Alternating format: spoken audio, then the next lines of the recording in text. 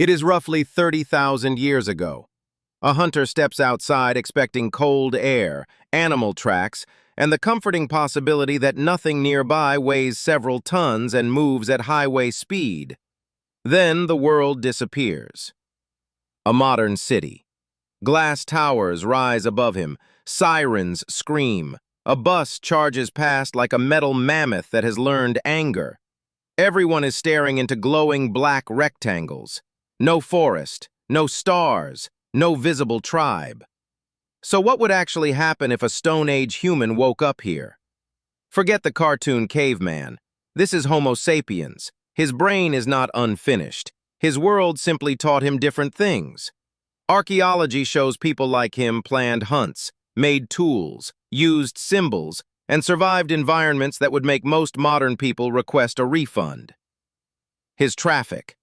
He steps forward. A horn explodes. A car misses him by less than a meter. He jumps back and reaches for a weapon that is no longer there. To him, the street is a migration route for roaring metal predators. Bed light. Vehicles stop. Green light. Vehicles move. People wait for a white walking figure, then cross together.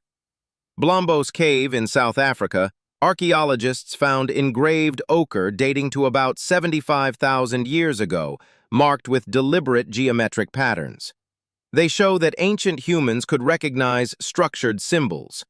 Our visitor would not understand a traffic light immediately, but pattern, repetition, and danger?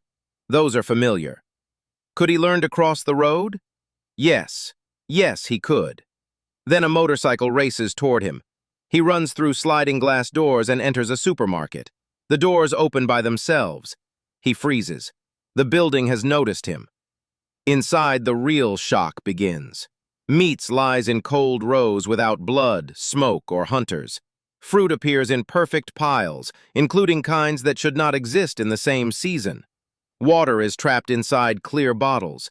Entire walls are made of food. To him, this is the storage cave of the most powerful tribe in history. Hungry. So he takes bread, tears it open, and eats. A security guard shouts. Our hunter cannot understand the words, but he understands posture. The guard points. People stare. Phones rise to record him.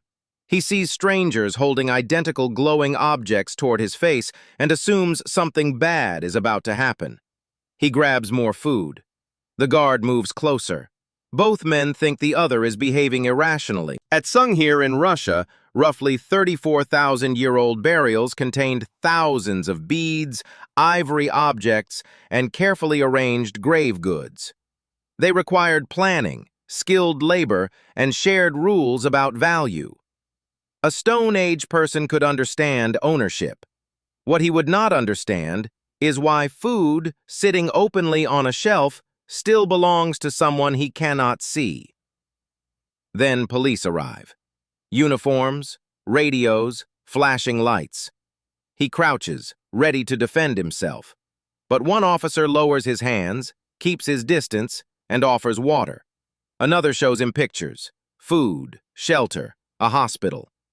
Human beings understood gestures long before dictionaries. A calm face, open hands, and shared food can communicate one message across almost any culture. I am not attacking you. They take him to a hospital.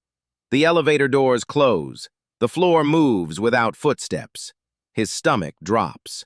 When the doors open somewhere else, he may believe he has entered a box controlled by spirits, engineers, or both. Then doctors examine him. Brightness lights appear without fire. A machine shows the bones inside his body. His heartbeat becomes sound. A needle pierces his skin, and nobody treats it as violence. He would resist. Of course he would. Drop a modern person into his camp and ask them to remain calm while strangers approach with stone blades. But he would also observe. At Schöningen in Germany, wooden hunting weapons made hundreds of thousands of years ago show that earlier humans could shape specialized tools and coordinate demanding tasks. His mind comes from a long tradition of watching, copying, testing, and remembering. Knowledge not his intelligence. Over the next days, pictures become his first language. A cup means drink. A bed means sleep. A red circle means no. He learns doors before electricity, buses before engines, and phone icons before the internet. Television confuses him. The people inside talk but never respond. A mirror is easier. A video call is not. He sees a face inside a phone, hears it speak, and discovers the person is somewhere else. Even Aristotle later had a confident explanation for almost everything, would have needed a moment. Discovery might not be machines. It might be us. Thousands of people live side by side without knowing one another. Food appears without visible hunting. Children survive infections that once killed entire families. People complain that delivery took 40 minutes. Here is the modern contrast. The first iPhone appeared only in 2007, but the mental skill required to understand that one image can represent a message, place, person, or action is tens of thousands of years old. The device is new. The symbolic mind is ancient. The biggest surprise is not that he would struggle. He would.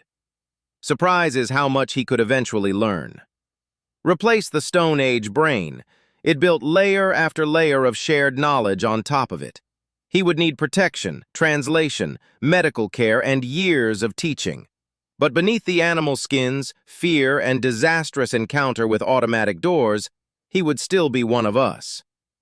On a screen he could never imagine, remember, the mind making sense of it is much older than the city outside.